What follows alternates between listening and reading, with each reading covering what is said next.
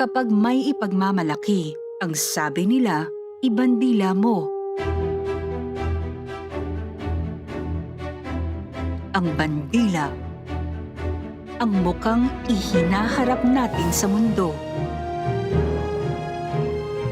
Nakamamanghang tanawin, masarap na pagkain, ala kaibigang tao, makulay na kultura.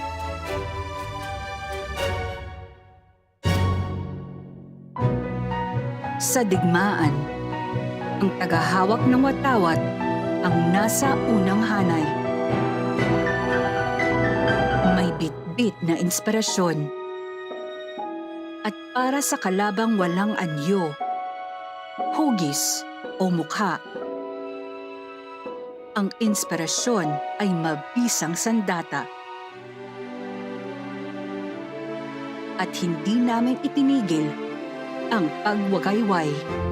Bumagal man ang ikot ng mundo, kumulimlim man na bahagya ang langit, mahahawi pa rin ang ulap at sisikat pa rin ang araw. Ganyan ang Pilipinas at ganyan ang Pilipino. Gaya ng bandila, patuloy na lilipad.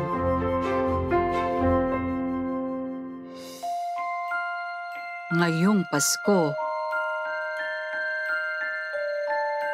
may hatid na pag-asa. May kargang saya. May pasalubong na ligaya. Philippine Airlines, ang puso ng Pilipino.